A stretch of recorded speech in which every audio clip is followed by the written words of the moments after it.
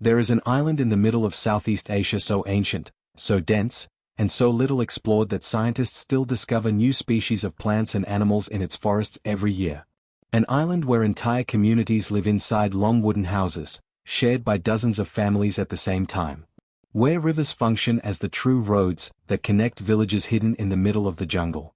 And where, until a few decades ago, some tribes lived completely isolated from the outside world, following traditions passed down orally for centuries. We are talking about Borneo, the third largest island on the planet, a piece of land so gigantic and so wild that most people hardly know where it is on the map, even though it is larger than France and the United Kingdom combined. And yet, despite all this size, Borneo remains one of the most mysterious and least talked about destinations in world tourism, hidden behind more famous names like Bali, Thailand, or the Philippines. In this article, you will discover what life is really like for the people who inhabit this immense island.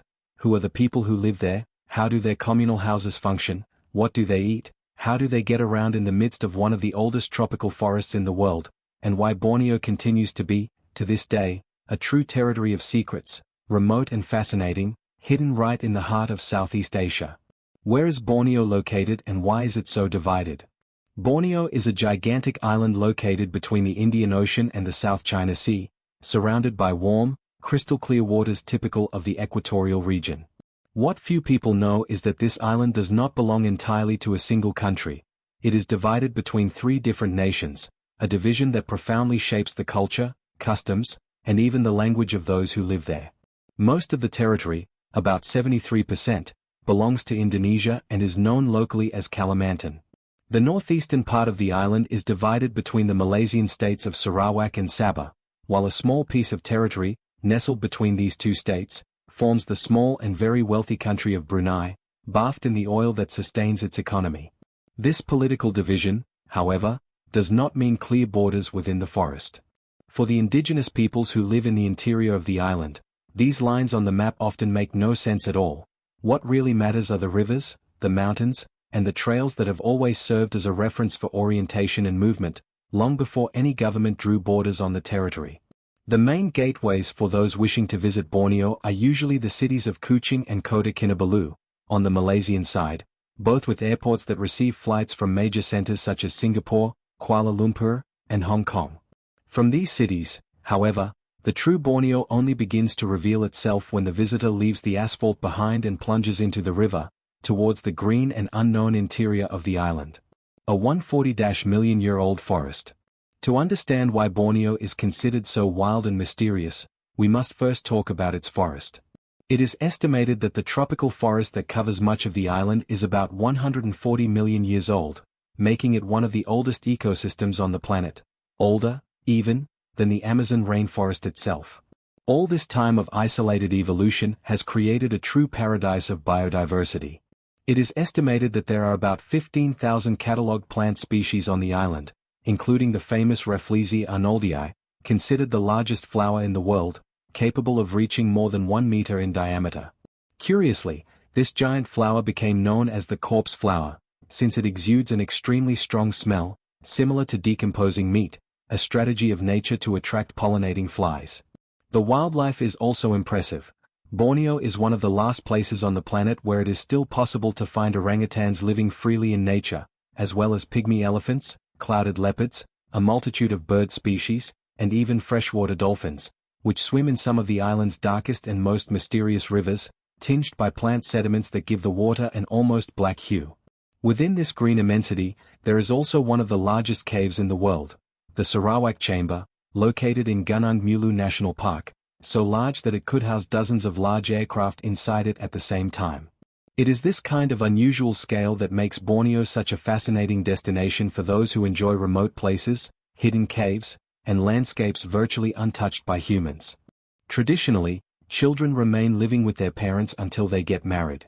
Young men often seek partners outside their own longhouse, which helps strengthen ties between neighboring communities along the rivers. Some ethnic groups, such as the Dayak Marathas of Kalimantan, live in slightly different constructions called balai, long wooden houses with several rooms of a few square meters each, occupied by dozens of families at the same time, a model of communal housing that reinforces, once again, how collective life is a central value for a large part of the island's peoples. Despite the appearance that may seem primitive to outsiders, many of these communities already have their own electricity, generated by small local hydroelectric plants managed by the residents themselves, which shows how tradition and modernity coexist side by side within these communal houses. The rivers, the true roads of Borneo. In much of the interior of Borneo, there are no real roads, at least not as we know them in urban areas. What truly connects the communities scattered throughout the forest are the rivers, veritable liquid arteries that cut across the island from end to end. The Mahakam River, one of the most important in all of Indonesia, runs through the heart of Kalimantan and is used daily by traditional boats that travel downstream bringing supplies to sell to riverside communities. Along its banks, it is possible to see villages that have existed for centuries, old coal mines, logging camps, and, at the same time, gigantic trees that still stand, often surrounded by palm plantations that are advancing ever closer. Traveling along these rivers usually means embarking on floating houses or small canoes equipped with motors, guided by local crews who know every bend, every sandbank, and every most dangerous stretch of the current. It is precisely by navigating these dark waters, tinged by plant sediments that give them an almost black color, that many travelers manage to spot wild orangutans swaying among the trees, or even freshwater dolphins, a rare spectacle, present in very few places in the world. To get an idea of how these rivers continue to be the center of life in Borneo, many families organize their entire routine around the water.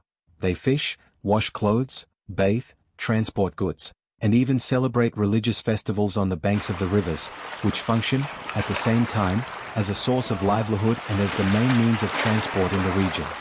What do the people of Borneo eat? The cuisine of Borneo reflects exactly this mixture between forest, river, and cultural diversity. In larger cities, such as Kota Kinabalu and Kuching, you can find a cuisine heavily influenced by traditional Malay cooking, with dishes like laksa, a spicy noodle soup, roti, a type of flatbread, and extremely fresh seafood, caught directly from the waters surrounding the island. In the more traditional inland communities, the basis of the diet comes directly from the forest and rivers. A well-known dish among the Dayak is chicken cooked inside bamboo, slowly cooked over embers until it is extremely tender and aromatic. It is also common to consume wild ferns from the forest, sautéed with chili and garlic, as well as river fish, game, and, in some communities, rice grown in small open fields within the forest itself, following agricultural techniques passed down from generation to generation. Many of these communities also preserve traditional rice granaries, known as lumbung padi, small structures raised off the ground, specially designed to protect the stored grains from constant moisture and any forest animals. A simple but extremely efficient system, developed over centuries of direct coexistence with the region's humid tropical climate. A hot, humid climate with no major variations. Unlike icy and extreme destinations such as polar regions, Borneo experiences practically the same climate year-round, hot and very humid, typical of equatorial forests. Temperatures usually vary between 20 degrees Celsius and just over 27 degrees Celsius, without major fluctuations between seasons, as the island is very close to the equator.